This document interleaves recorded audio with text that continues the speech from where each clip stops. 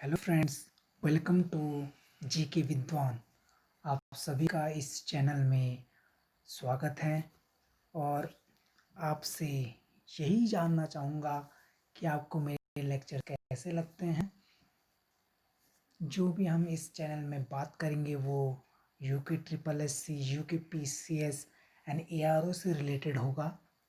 तो आप सभी ने इतना प्यार दिया है मुझे कि मुझे एक प्रेरणा मिली कि मैं इस सीरीज़ को और आगे बढ़ाऊं और आपका जो भी मुझसे सहायता हो पाए मैं निःशुल्क करूं। तो आज जो भी हमने इस वीडियो के बारे में बात करनी है वो रिलेटेड होगी हमारे national parks, biosphere reserves and tiger reserve of Uttarakhand. ठीक है दोस्तों, तो वीडियो स्टार्ट करने से पहले हम बात करेंगे कि जो नेशनल पार्क्स होते हैं और बाकी चीज़ें होती हैं, उससे पहले हम जानेंगे कि जो एनिमल्स का कंजर्वेशन होता है वो किन दो प्रकार से होता है। ठीक है, तो ये होता है in situ conservation and ex situ conservation. अगर आपको सिंपल भाषा में मैं बताऊं तो इन सिटू का मतलब है किसी ओरिजिनल हैबिटेट में वाइल्ड लाइफ को कंजर्व करना, उनका उनका जो फूड वूड उनको देना, उनका जो रक्षण करना, ये सभी चीज़ें उनके ओरिजिनल हैबिटेट में होती है। अगर हम एग्जांपल की बात करें तो नेशनल पार्क हो गया, वाइल्ड लाइफ सेंचुरीज हो गई, टाइगर रिजर्व हो गया और एटसेट्रा चीज़ें जो भी नेचुरली उनके हैबिटेट है, जहाँ पर वो पहले से रहते हैं, जहाँ पर उनके ऊपर कोई निगरानी नहीं होती, तो उनको क्या बोलते हैं हम, इन सिटू कंजर्वेशन। एक्स सिटू की बात करें तो एक्स का मतलब आप जान ही चुके होंगे कि जो भी हम बाहर से उन पर निगरानी करते हैं, स्पेशली लाइक जू हो गया, बोटेनिकल गार्डन हो गया, और ये मेनली किसके द्वारा बनाए जाते हैं, एक मैन मेड जो एरिया होता है उनके द्वारा बनाया जाता है। अगर हम दूसरी डिफरेंस की बात करें इनमें, तो जो इन सिटू कंजर्वेशन है उसमें क्या होता है, खर्चा कम होता है। खर्चा कम इन द सेंस कि वहाँ पर ज़्यादा रिक्रूटमेंट नहीं करना पड़ता ऑफिसर्स का, क्योंकि जो हमारे नेचुरल पार्क्स होते हैं, नेशनल पार्क्स होते हैं, वाइल्ड लाइफ सेंचुरी होती है, वहाँ पर क्या होता है, वाइडर एरिया होता है। ठीक है, और जो एनिमल्स होते हैं वो उनका जो नेचुरल हैबिटेट होता है तो वो उसमें क्या करते हैं, इधर उधर भागते नहीं हैं। इसी वजह से वहाँ पर एक्सपेंस भी कम होता है, रिक्रूटमेंट कम की जाती है। अगर हम बात करें एक्स टू कंजर्वेशन की तो वहाँ पर जो कॉस्ट मेंटेनेंस होता है वो बहुत ही हाई होता है, क्योंकि एक तो हमने जो हमारे वाइल्ड एनिमल हो गए उन्हें हम बहुत ही रिस्ट्रिक्टेड एरिया में रख के उनका देखभाल करते हैं, और इसके लिए हम बहुत से ऑफिसर्स हो गए वन विभाग के, उनको हमें रिक्रूट करना पड़ता है, उन पर खर्चा अलग से देना पड़ता है। उसके बाद एरिया को अलग से डेवलप करने में बहुत ज़्यादा खर्चा होता है, एक स्टेट का, सेंट्रल का। ठीक है, इन सिटू की अगर थर्ड डिफरेंस की बात करें इन सिटू कंजर्वेशन है एक्स सिटू कंजर्वेशन में, तो जो मेथड है पॉपुलेशन गिनने में एनिमल्स की, वो एक लार्ज पॉपुलेशन को लेके हम करते हैं। ठीक है, जबकि एक्स2 में लेस पॉपुलेशन को ही हम क्या कर सकते हैं, काउंट कर सकते हैं, उनकी गिनती कर सकते हैं। ठीक है, तो ये बात हुई हमारे जो डिफरेंस है कंजर्वेशन की। अब हम आगे बात करेंगे एक एक करके, जो भी हम आज पढ़ेंगे wild life sanctuary, national park और बायोस्फीयर रिजर्व। ठीक है, तो सबसे पहले बात करेंगे टाइगर रिजर्व की। तो टाइगर रिजर्व की अगर हम बात करें तो ये बेसिकली क्या होते हैं, ये अंदर होते हैं किसके, नेशनल पार्क के अंदर। ठीक है दोस्तों, इसमें जो टाइगर रिजर्व है ये स्पेशली बिल्ड किया गया था, ये किसके अंदर बिल्ड किया गया था, एक प्रोजेक्ट टाइगर करके सरकार द्वारा एक स्कीम चलाई गई थी, एक प्रोग्राम चलाया गया था जो लॉन्च हुआ था 1973 में। और ये क्या है, सेंट्रली स्पॉन्सर्ड, मतलब सिर्फ इसमें स्टेट की फंडिंग होती है, ठीक है। तो ये टाइगर रिजर्व की बात हुई। अब बात करते हैं नेशनल पार्क की। नेशनल पार्क की अगर हम बात करें तो मेनली क्या होता है, आपको पता ही है, प्रोटेक्शन ऑफ वाइल्ड एनिमल्स के बारे में। और जो ये नेशनल पार्क होता है ये किसके अंडर डिक्लेयर किया गया है, वाइल्ड लाइफ प्रोटेक्शन एक्ट 1973। तो बात करें नेशनल पार्क की, तो नेशनल पार्क इंडिया में 105 है। अगर हम 2020 प्रेजेंट की बात करें तो 2020 तक 105 हमारे पास नेशनल पार्क है। और जो 105वां पार्क है वो है पलपरकोनो नेशनल पार्क, जो कहाँ पर है, मध्य प्रदेश में है। और ये जो नेशनल पार्क है ये सेकंड कैटेगरी ऑफ IUCN के अंदर, जो प्रोटेक्टेड एरिया उसके अंडर इसे रखा गया है, ठीक है दोस्तों। अब हम बात करते हैं आगे बायोस्फीयर रिजर्व की। बायोस्फीयर रिजर्व, ये जो भी ये कंसेप्ट बायोस्फीयर रिजर्व का है, ये आया एक प्रोग्राम था, man and biosphere reserve program. क्यों? क्योंकि मैन एंड एनिमल का जो कॉन्फ्लिक्ट था उसको बचाने के लिए, उसको प्रोटेक्ट करने के लिए हमने ये पहल करी थी, जो यूनेस्को द्वारा की गई थी 1971 में, ठीक है। और ये एक इंटर गवर्नमेंटल साइंटिफिक प्रोग्राम है। बात करते हैं अगले पॉइंट की, तो बायोस्फीयर रिजर्व एक आउटर मोस्ट पार्ट होता है, किसी भी नेचुरल हैबिटेट होता है जो वाइल्ड एनिमल के लिए बनाया गया है, उसका जो आउटर मोस्ट पार्ट है, जहाँ पर हम कोई भी वेरियस एक्टिविटी कर सकते हैं। जैसे गवर्नमेंट रोड बना के निकाल लेती, वहाँ पर घर भी होते हैं, रिसर्च तो होता ही है, उस पर ज़्यादा निगरानी नहीं होती। अगर हम बायोस्फीयर रिजर्व के पार्ट की बात करें, अगर देखें तो इंडिया में बायोस्फीयर रिजर्व कुल 18 बायोस्फीयर रिजर्व हैं, जिसमें से 11 हैं जो वो world network of biosphere reserve को में की लिस्ट में शामिल है, ठीक है। अब उसके बाद हम बात करेंगे जो हमारा अगला पॉइंट है, वो हम अब जानेंगे हम कि बायोस्फीयर रिजर्व, देखिए मैंने बताया कि आउटर मोस्ट पार्ट है, तो उसमें होते हैं 3 जोन, ठीक है। अब 3 जोन के अंदर मैं इस डायग्राम में आपके लिए मैंने जो ये बना रखा है, ये आपको इतना आसान बना देगा कि आप बिल्कुल इससे एक क्लियर आइडिया ले सकते हैं कि बायोस्फीयर रिजर्व के अंदर कहाँ पर नेशनल पार्क आता है, कहाँ पर वाइल्ड लाइफ सेंचुरी आती है, ठीक है। तो एक एक करके चलते हैं। देखिए बायोस्फीयर रिजर्व के अंदर 3 जोन होते हैं।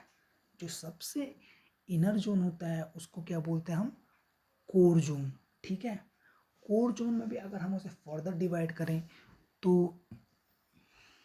इसमें एक इनर जोन होता है, एक आउटर जोन होता है। इनर जोन के अंदर रिस्ट्रिक्शन होती है वो बहुत ही ज़्यादा होती है, इसमें ह्यूमन का जो इंटरफेरेंस होता है वो बहुत ही नेग्लिजिबल है, ना के बराबर लगा लो। उसके बाद उसी कोर जोन के अंदर जो आउटर जोन होता है उसका, उसमें थोड़ा बहुत जो रिसर्च टाइप की चीज़ें होंगी, जैसे टाइगर रिजर्व, जैसे टाइगर रिजर्व की बात कर ले तो उसमें अगर पॉपुलेशन हमें काउंट करनी है टाइगर की, तो उसमें जो भी चीज़ें होंगी सैंपल वैम्पल ले जाएंगे, वो एक ऊपर से एक निगरानी होगी उस पर, बहुत ही रिस्ट्रिक्टेड चीज़ें होंगी। अगर हम कोर से आगे जाएं तो ये जो आप सर्कल देख रहे होंगे इसको बोलते हैं बफर जोन। इसमें क्या होता है कि हम जैसे ट्राइबल एरियाज होंगे तो उन लोगों के पास क्या होता है, उनके जो कैटल वेटल है उनके लिए चरने की जगह के लिए खुला छोड़ दिया जाता है, उनको परमिशन दी जाती है। थोड़ा बहुत यहाँ पर घूमने के लिए भी अलाउ कर लिया जाता है, पार्क वार्क बना सकते हैं। तो थोड़ी बहुत ह्यूमन एक्टिविटी होती है पर इतनी ज़्यादा भी नहीं, थोड़ा सा यहाँ पर लीनियंसी बढ़ती जाती है अगर हम as compare to core zone की बात करें। अब उसके बाद हम सबसे आउटर जोन की बात करें तो ये है ट्रांजिशन जोन। ट्रांजिशन जोन में क्या होता है, यहाँ पर जो सरकार द्वारा जो रोड निकाली जाती है, गाड़ी की आवाजाही हो सकती है यहाँ पर, बड़े बड़े रिसर्च एंड डेवलपमेंट सेंटर बना सकते हैं यहाँ पर। तो इन सब चीज़ों का यहाँ पर परमिशन दिया जाता है सरकार के द्वारा। और इसी पूरे को अगर हम एक ब्रॉड पर्सपेक्टिव में देखें तो ये बायोस्फीयर रिजर्व का काम करती हैं।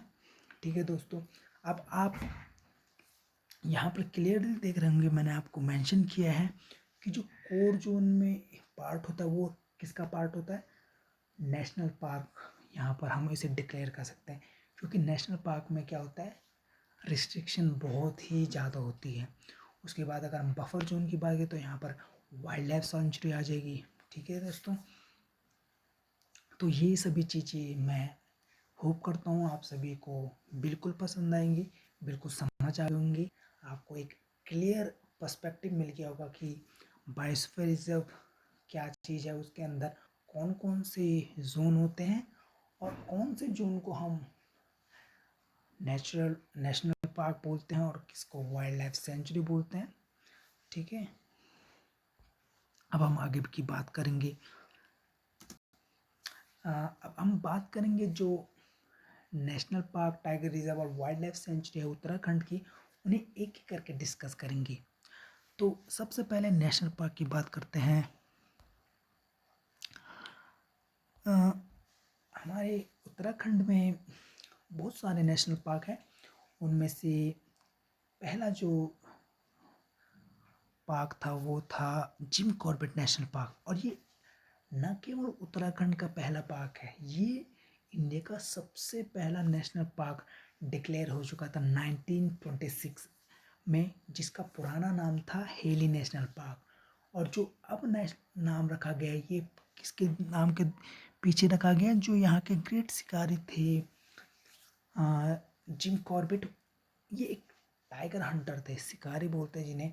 उनके नाम के पीछे उनको ट्रिब्यूट देने के लिए कॉर्बेट नेशनल पार्क, इस नेशनल पार्क को नाम दिया गया।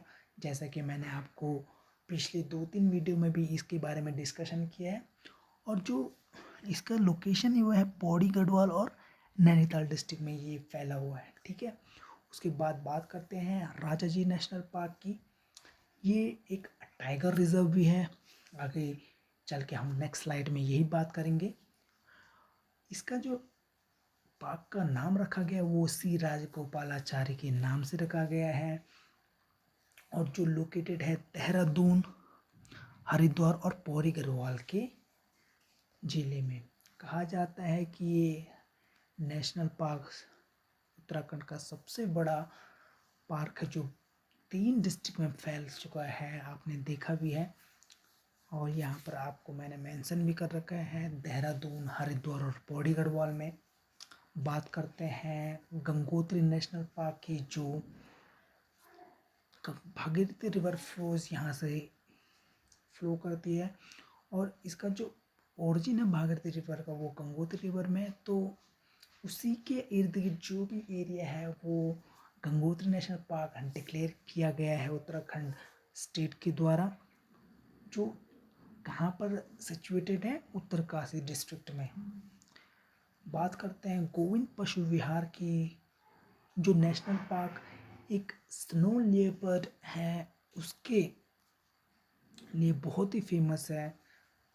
और ये जो नाम रखा गया है गोविंद पशु विहार का, वो great freedom fighter leader Uttarakhand के गोविंद वल्लभ पंत जी के नाम से रखा गया है। और ये भी उत्तरकाशी डिस्ट्रिक्ट में सिचुएटेड है। ठीक है, वैली ऑफ फ्लावर और नंदा देवी की बात करें तो ये दोनों सबसे पहले आप दिमाग में रख लीजिए। मैंने आपको बहुत बार बता चुका हूँ, अभी भी आपका रिवीजन हो जाएगा कि ये दोनों यूनेस्को वर्ल्ड हेरिटेज साइट का पार्ट है। ठीक है, और दोनों चमोली डिस्ट्रिक्ट में लोकेटेड है। नंदा देवी की बात करें तो ये सेकंड हाईएस्ट पीक है इंडिया का, और उत्तराखंड का फर्स्ट हाईएस्ट पीक है। ठीक है, तो इसी के साथ हम नेशनल पार्क हमने ख़त्म किया। अब टाइगर रिजर्व की बात करें तो टाइगर रिजर्व उत्तराखंड में 2 ही है, जिम कॉर्बेट नेशनल पार्क जो टाइगर रिजर्व है मैंने आपको बताया ही था, और इसका पुराना नाम क्या था, हेली नेशनल पार्क, ठीक है। और इंडिया का सबसे पहला पार्क भी है। राजाटी टाइगर रिजर्व की बात करें तो आपको पहले स्लाइड में भी बताया मैंने कि ये सी राजगोपालाचारी के नाम पे पड़ा था, ठीक है। तो उत्तराखंड में 2 ही टाइगर रिजर्व है। बात करते हैं वाइल्ड लाइफ सेंचुरीज की, तो वाइल्ड लाइफ सेंचुरी में भी काफ़ी वाइल्ड लाइफ सेंचुरी हमारे उत्तराखंड में है। गोविंद पशु विहार जो उत्तरकाशी में हो गया। केदारनाथ वाइल्ड लाइफ सेंचुरी की बात करें तो ये चमोली और रुद्रप्रयाग डिस्ट्रिक्ट में है। एस्कोट वाइल्ड लाइफ सेंचुरी की बात करें तो ये पिथौरागढ़ में है। Sonanadi wildlife sanctuary Pauri Garhwal में। Nandhaur wildlife sanctuary Nainital में। इंसर वाइल्ड लाइफ सेंचुरी अल्मोड़ा में। Mussoorie wildlife sanctuary Dehradun में। तो इन चीज़ों में अगर आप एक गो थ्रू टाइप का करें तो आपको ये आइडिया हो जाएगा। आपको ये चीज़ें बार बार देखनी है, आपको रट्टा नहीं मारना। जैसे आप किसी की इमेज देखते तो आपको उसका नाम 2-3 दिन में अपने आप याद हो जाता, आपको रट्टा मारने की ज़रूरत नहीं पड़ती। सेम चीज़ इनमें भी है, पढ़ाई में आपको चीज़ों को देखना है, उनको एक बार पढ़ना है, गो थ्रू होना है, और आपको अपने आप ही कुछ दिन बाद रिजल्ट पता चल जाएगा कि हाँ ये तो चीज़ें मुझे याद है, ठीक है दोस्तों। तो आज के लिए वीडियो यहीं पर समाप्त की जाती है। बाकी ऐसी इंटरेस्टिंग चीज़ें, इंटरेस्टिंग स्ट्रैटेजी के मैं आपके साथ लाता रहूँगा, क्योंकि आप सभी का प्यार मुझे मिल रहा है, तो क्यों मैं इस चीज़ को आगे ना बढ़ाऊँ। तो लास्ट में आप सभी को धन्यवाद कहना चाहूँगा। अगर आपको ये वीडियो पसंद आई तो बिल्कुल इस वीडियो को शेयर करें अपने दोस्तों के साथ। उनको बताएं कि उत्तराखंड की जीके को पढ़ने का एक आसान तरीका हमें मिल चुका है, और उनको ज़रूर इन्हें रिकमेंड करना। ज़्यादा से ज़्यादा मुझे सपोर्ट करें इस चैनल को शेयर करके। सो यहीं तक मैं आपसे आज अलविदा लेता हूँ। धन्यवाद दोस्तों, आपका दिन मंगलमय हो। धन्यवाद।